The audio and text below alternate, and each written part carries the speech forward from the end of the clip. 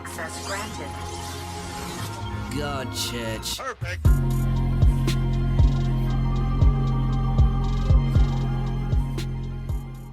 Hello and welcome to the Crossover Archive, or maybe not. This is starting to be a series that just talks about different aspects of fiction as a whole. I really don't mind this direction, but I do still plan on reviewing more crossover stories, maybe traveling to the worlds connected to Cartoon Network since the Roundtable has pulled the trigger on the discussion. But first I want to talk about something mentioned in the last video by Robert Berry, the darker side of Toon Force.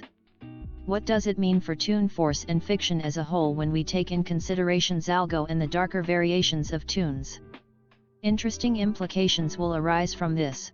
Let's not waste time and just dive right in. First I want to focus on Zalgo. As I said in the last video, Toon Force is like a cosmic constant across all fiction. So here comes a being that can, by his mere presence and name, corrupt and change Toon Force into a dark and corrupted form which is reflected by the Toon victims. This being is, as far as I know, the most well-known and only being that can do this. This tells me he is also a cosmic constant, the living embodiment of the counter-force to Toon Force. Now just in case there are some thinking it, Zalgo does not just drain the Toon Force from Toons. If he did that, they would turn into live-action. Corrupted Toons still have Toon Force but without the increased luck and requirement of being funny. Maybe their Toon Force is lessened since most corrupted Toons don't seem able to do the crazy things normal Toons can do, but the decrease is not massive. Let's also not forget that all classic Toons and Toons within that range seem extremely susceptible to Zalgo's influence. They get defeated every time.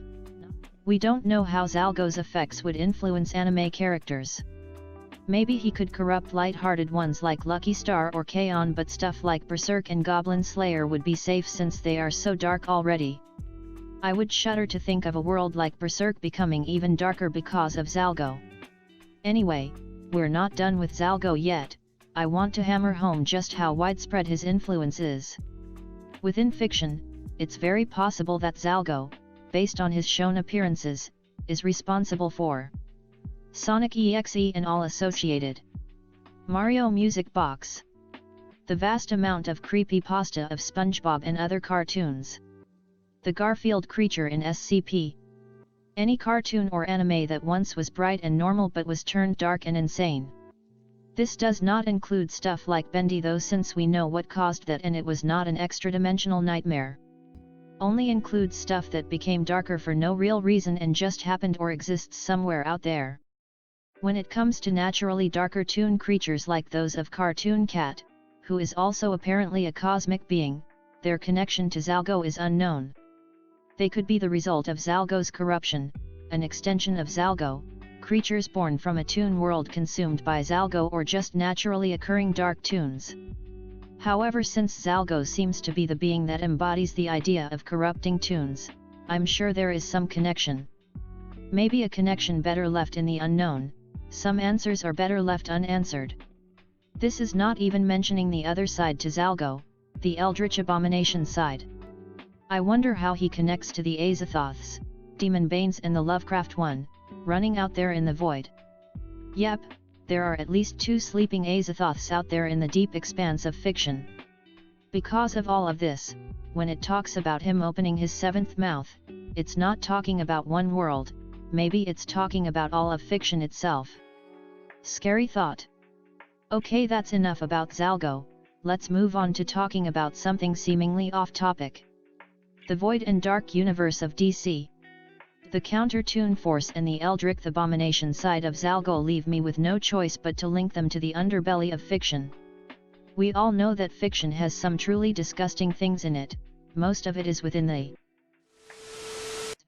the counter-Toon Force could easily be connected to this evil or even a product of it. Oh, what's up with the static? Well, I know it's important, but it's still redacted until a certain event in the future. However, I can somewhat hint at it without being caught. First things first, here is Camparrot talking about the dark universe of DC.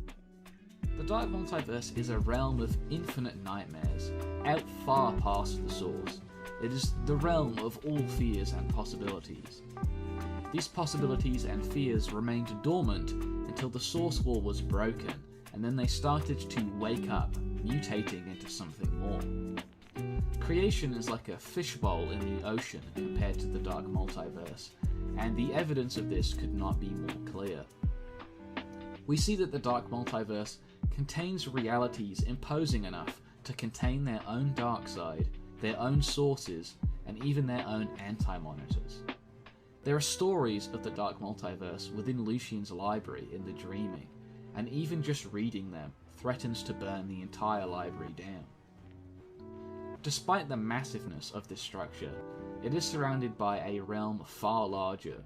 This is the Shadowlands, and it is where the Great Darkness was displaced to when the light of creation first formed. As a result, the dark multiverse shares this space with the Great Darkness itself.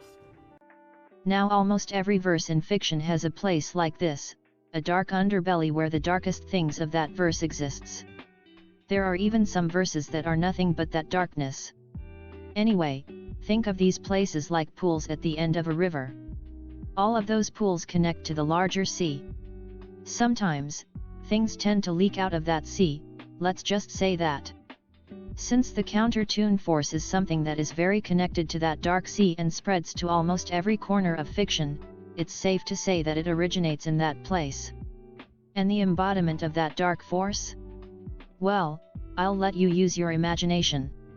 Saying all of this really puts into perspective just how important and powerful Toon force and especially its opposite is to fiction. If we have an idea where the counter-Toon force comes from, I wonder, where does Toon force come from? Maybe we'll answer that next time. The last thing I want to mention is a concept that I would like to call a farm multiverse. Now this is very important and has bigger implications than just this one topic.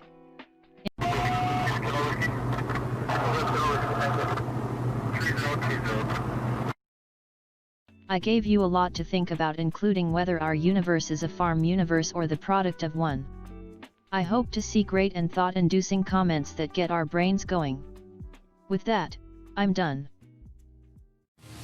Lay down your trouble.